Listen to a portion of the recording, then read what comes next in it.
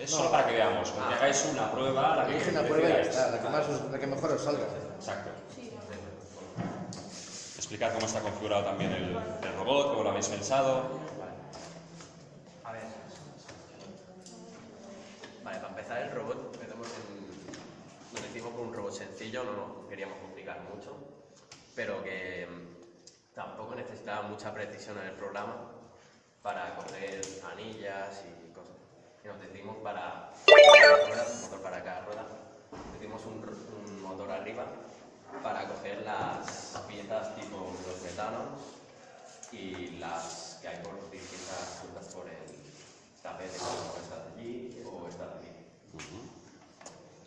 Luego, también para esta de aquí, por ejemplo, decidimos hacer esto, o sea, ¿cómo decirlo? No, bueno, accesorio para no gastar mucho tiempo, aunque tardemos un poquito en montarlo y desmontarlo. Creo que nos sale bastante a cuenta, porque esto lo hace en un segundo. También en aquella de allí, bueno, con las palancas, pues lo hacemos fácilmente. Y con por ejemplo, en esta prueba de aquí, tenemos aquí otro accesorio que se pone en un momento,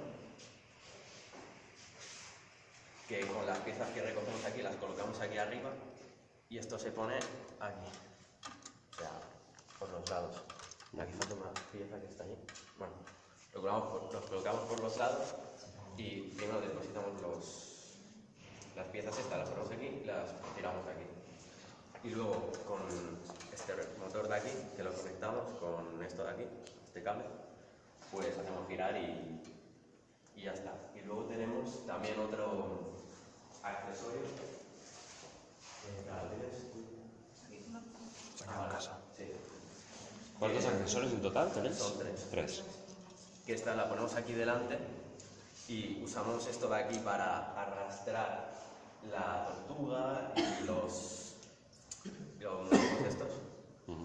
Y luego tenemos esta parte de aquí que nos sirve para sacar esto, que entonces esto tira y al ser una goma pues se sale fácilmente.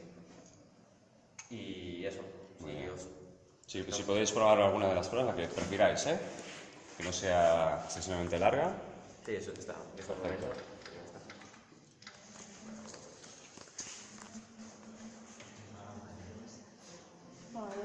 Sí, sí. Ya me has conectado esto. Falta conectar el motor.